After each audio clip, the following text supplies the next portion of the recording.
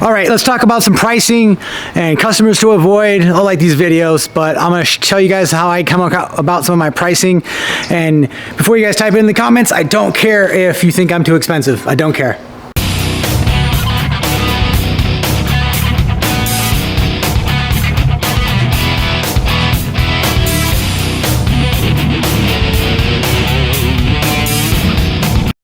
All right, guys, so updated some of my pricing. We're in June 2022, and so I raised my pricing for painting and drywall work. Drywall work, I do it. Let me back up here real quick. Okay, so pricing wise, I look at every job, if you're estimating, every job as in half or full days worth of work. So I'd have my day rate. So day rate's usually between $900 to $1,000 for the day, and for an entire work day. And that's not including materials. That's just, you know, if you want us on site for an entire day, that's what you're going to get. So that's what I look at as far as, you know, subbing workouts, stuff like that. So all my subs, we usually, now some of it's more, like depending on the work. I mean, foundation work, stuff like that, we're definitely over $1,000 per day to do work like that. But there's also a pain in the butt factor, right? Pain in the ass factor. But I look at jobs by the day, and that's the easiest way to estimate jobs, because regardless if you're there for 3/4 of a day or a whole day, you know what you need to make for that entire day. So if your numbers for square footage don't match your day rate, then you got to take what's more, because you got to make your day rate, right? So drywall, I hate 4x8 sheet, 1/2 inch is $135. $135 hung, finished, sanded, wiped down for $135. That's materials and labor included. Now, obviously we have job minimum, so half a day job minimum, around $500, $550 for a job minimum.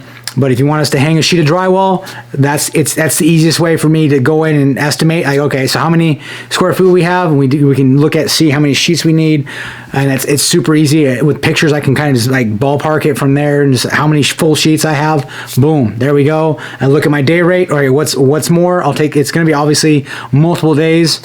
I've never hung a piece of drywall. I've never did an entire day's worth of drywall and not had to come back the next day to sand, clean up, do whatever. So, but $135 a sheet, that's where I'm at. That's my pricing structure for drywall. Obviously, if, you know, 4x10, 4x12 sheets or more.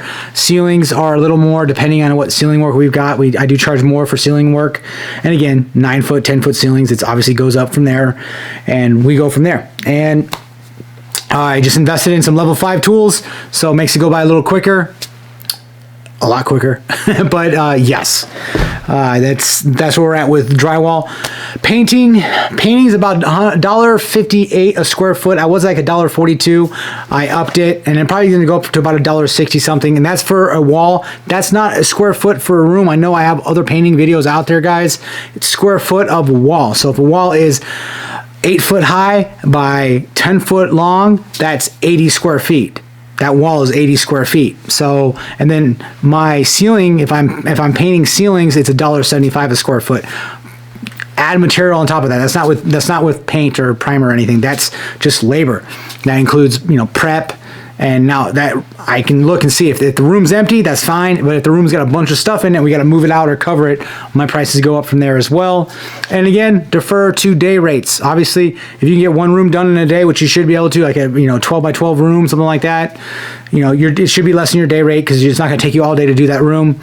But if there's a bunch of stuff you got to move in, out, and it's really messy, customer is really picky about stuff, it could be an entire day, and it could be your entire day rate for one room, just because of the time invested, right? So look at your, you know, that's my painting prices.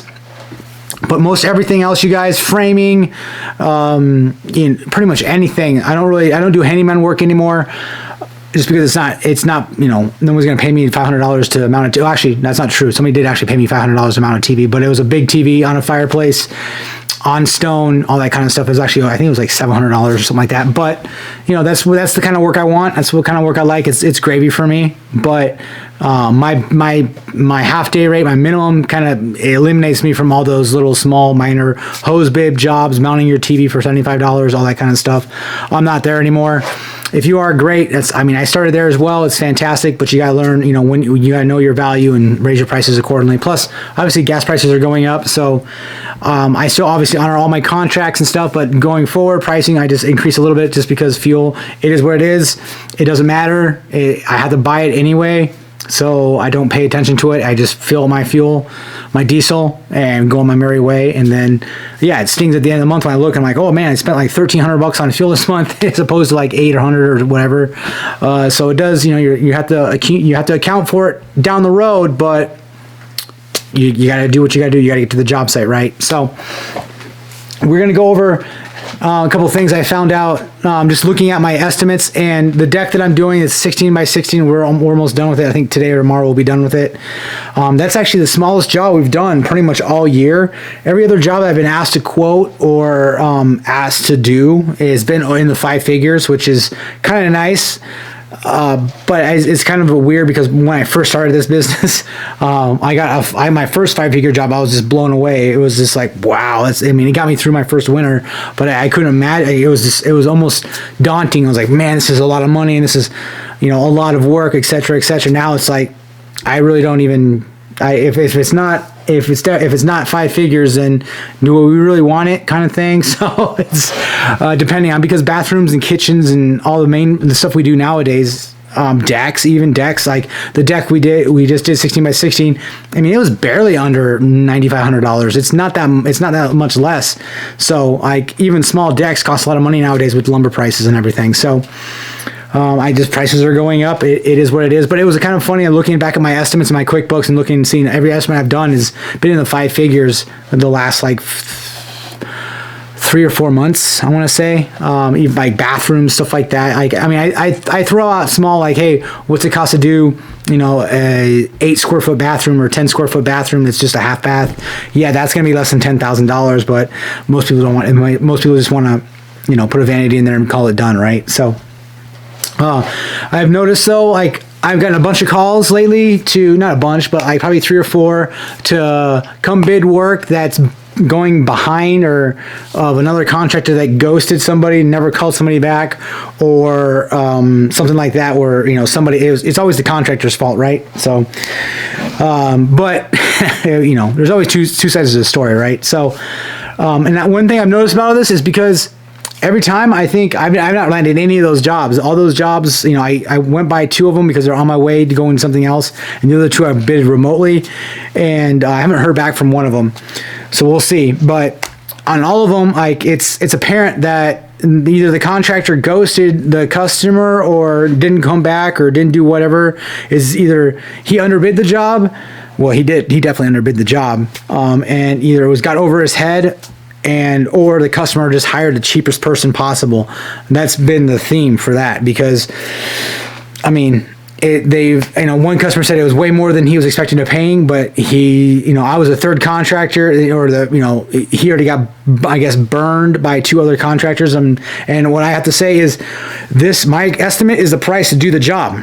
It's not to do half the job and walk away and never come back. It's not to do a little more of the job and never ghost you. It's to do the entire job, see it through its entirety, permits and everything. That's the price to do the job.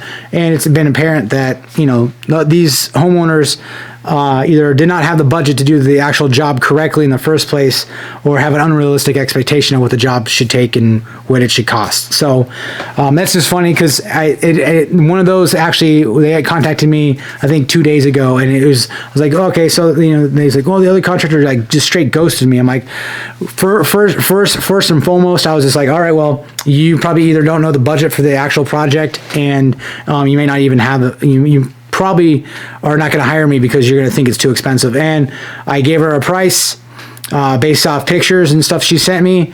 Pretty simple, pretty straightforward, and she wanted her bathroom remodeled and everything. So there's my price.